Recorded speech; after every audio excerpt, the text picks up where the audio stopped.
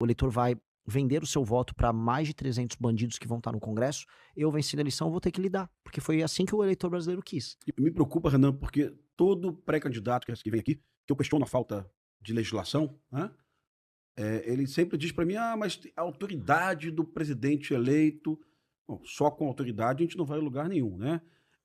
Ontem, eu vi um caso em Tocantins, farei um vídeo sobre isso, de um bandido que assaltou 10 farmácias ao longo de 15 dias, preso em flagrante pela Polícia Militar de Tocantins, né. Na audiência de custódia, o juiz diz que a prisão é legal, o juiz deixa claro que da legalidade da prisão, e diz que o bandido vai responder em liberdade, né. Então assim, com isso com em vigor a alteração do crime do roubo, Sim, proposto pelo Kim sim, Kataguiri, né, e sancionado pelo Lula. sim, Ou seja, eu não posso dizer que o Lula foi omisso, porque ele sancionou a lei que o Kim propôs, né. Com tudo isso, o juiz despacha que, a prisão é legal, mas o bandido vai ficar em liberdade, apesar de ter assaltado 10 farmácias, né. Então assim, olha a complexidade disso. sim. E Esse é um elemento e se fundamental, porque institucionalmente o judiciário, ele se considera acima da lei, porque não existe sanção. A gente aprende no primeiro ano de direito que a norma, Hans Kelsen isso, a norma só funciona se ela tem uma sanção. Se você tem uma norma e a norma não tem uma punição, caso ela não seja cumprida, a norma não tem função. sim. Eh, do que adianta um juiz ter a lei a ser aplicada se ele não é sancionado quando não a aplica? Sim. E quando vem uma sanção, quando, quase nunca vem, Uhum. ele é aposentado com todos os seus vencimentos até o final da vida dele. Isso é um Sim. absurdo. Que essa é a parte da alteração, no funcionamento judiciário que um presidente da república vai precisar fazer. E a gente tem que entender, o presidente da república, porque eu já vi o demais pré-candidatos falarem isso: Uhum. "Ah não, porque o presidente vai com a força dele", não tem força na hora do pequeno desgaste, que são nas pequenas derrotas que ele vai sendo desgastado até a institucionalidade dele cair. Então o presidente da república tem que falar tudo que ele vai fazer na campanha, e na transição e no ato da posse, ele já pautar esses temas, de maneira imediata. E outra coisa que eu acho que é fundamental, além de pautar e explicar no debate público, então o presidente da república tem que ser permanentemente sabatinado pela imprensa, porque o enfrentamento com relação às ideias erradas que mantêm o estado das coisas atual, tem que ser feito pelo próprio presidente. Então tem que ser um presidente que sabe se comunicar e que acredita naquela tese. E isso não só em matéria, de segurança, matéria econômica vai precisar ser a mesma disposição para passar os temas e a sociedade civil ser convencida. Porque a partir do momento, eu tenho uma crença muito verdadeira nisso, que a sociedade civil entender que o presidente está tocando uma guerra comum no Estado brasileiro, você vai unificar o país.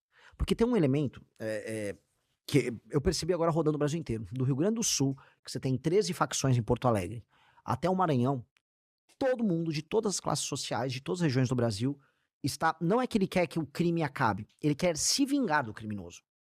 As pessoas estão com ódio do criminoso. Então, se tem um elemento que une o Brasil, ser o nosso grande bode expiatório, é o criminoso violento. Você consegue pegar um país que está fraturado, que se odeia, que está rachado por região, que vota na direita, e todo mundo tá pistola com o bandido. Então, o primeiro presidente que começar a enfrentar isso de verdade e começar a mostrar que dá pra fazer as coisas acontecer, você tem um efeito que é muito maior só do combate ao crime, que é reunificar o país. E aí colocar o país na mesma guerra. Vamos agora todo mundo, presidente da república, como presidente você consegue, vou botar em estado de defesa a região de Santa Quitéria, lá no Ceará, que foi tomada pelo CV. Vou chamar o BOPE lá do Rio para participar de uma operação com a polícia lá do Ceará. Você começar a unificar todo mundo se sentir brasileiro no enfrentamento a isso, que é uma causa comum a todos. Eu acho que aí sim você vai passar os projetos, você vai ter uma boa popularidade como presidente da república tratando desses temas, e a gente muda o arcabouço institucional que envolve o judiciário e as leis penais, leis de execução penal e o Instituto do Direito Penal do Inimigo, para aí, de verdade, a gente virar um país. Hoje não é um país. Perfeito, gostei bastante. Cajueiro, pergunta, gostou do diagnóstico, Cajueiro? Gostei, um diagnóstico muito bom, é o que realmente faria diferença.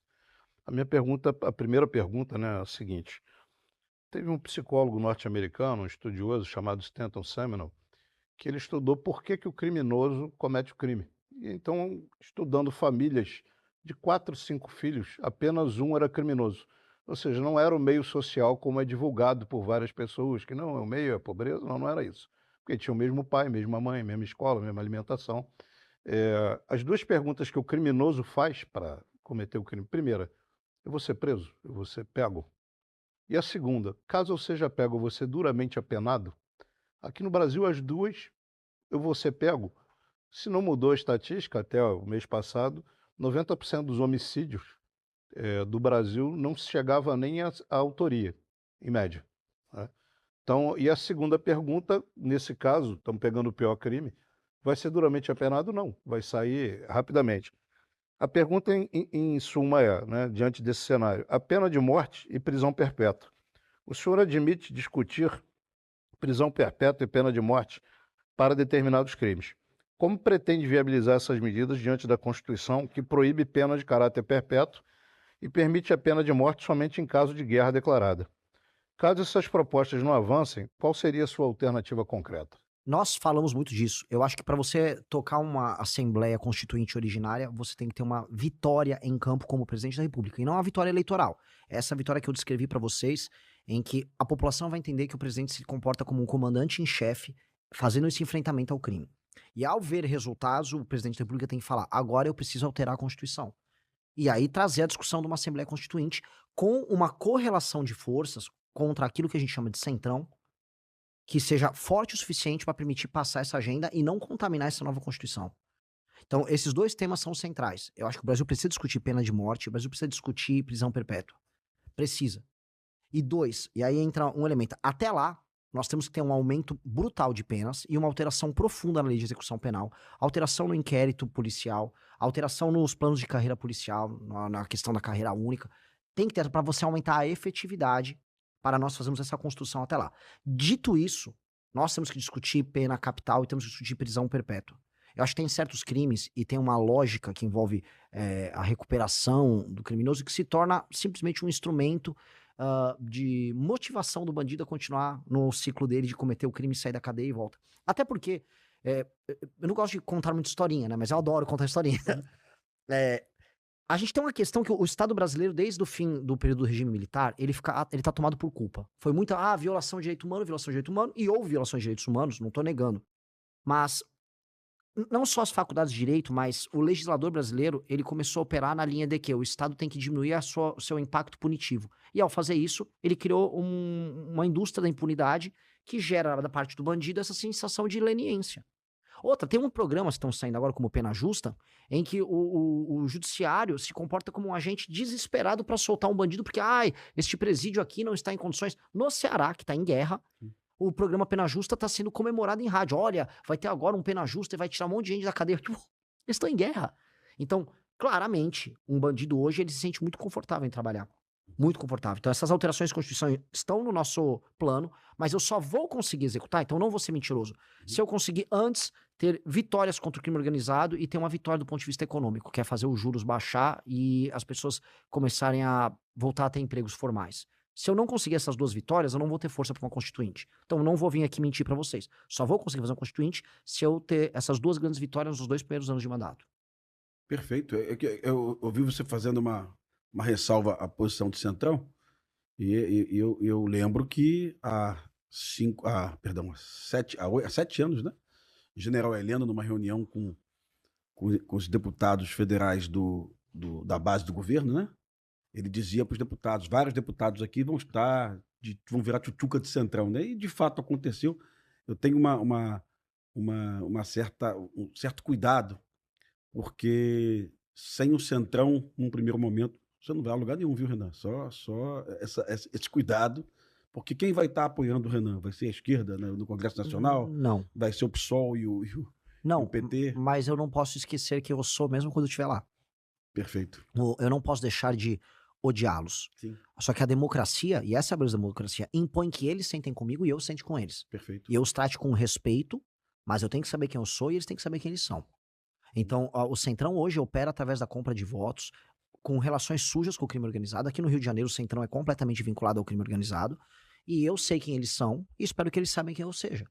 Quem eu sou, desculpa. Então, somos diferentes, mas já que o eleitor brasileiro está disposto a colocar pelo menos 300 membros do Centrão altamente corruptos no Congresso, e vou profetizar de maneira negativa, vou amaldiçoar, mas é uma realidade. Sim, o eleitor o fará. O eleitor vai vender o seu voto para mais de 300 bandidos que vão estar no Congresso, eu vencendo a eleição eu vou ter que lidar. Porque foi assim que o eleitor brasileiro quis. E possivelmente na cédula vai estar, na urna vai estar um deputado federal do Centrão, um senador do Centrão, e o cara vai escolher você. É Sim. bastante razoável que aconteça. Ganhando a eleição, isso vai acontecer aos montes, aos milhões. Sim. E eu para explicar isso para o eleitor depois, porque o eleitor vai ter tomado essa decisão consciente. Esse é o grande problema brasileiro. É o tal do sistema. O Centrão representa esse sistema. E eu tenho uma grande proposta para isso. Acho que a gente pode ir mais pro fim, a gente comentar sobre isso. Perfeito. Mas ele é o grande problema. Eu considero ele um problema maior para o Brasil, um problema sistêmico maior do que a esquerda. A esquerda é uma constante nas democracias do mundo inteiro e ela é passível de ser derrotada. O Centrão é uma coisa muito brasileira, uma jabuticaba. E ele te impede de realizar qualquer coisa plena. Então você vai passar prisão em segunda instância. A prisão em segunda instância, ela afeta o combate ao crime. Sim. Mas ela pega crime do colarinho branco. Aí o Centrão, opa, vamos derrubar isso no judiciário e não vamos deixar passar, porque senão eu serei preso. Então, boa parte da legislação processual, lei de execução penal, o Centrão não quer que se aprofunde muito, porque isso mexe neles no fim do dia. Então, o Centrão é um elemento que, assim, nós precisaremos tratar com muito cuidado, mas entendendo que na democracia eu vou precisar negociar com eles. Perfeito. Inscreva-se no canal, siga e compartilhe.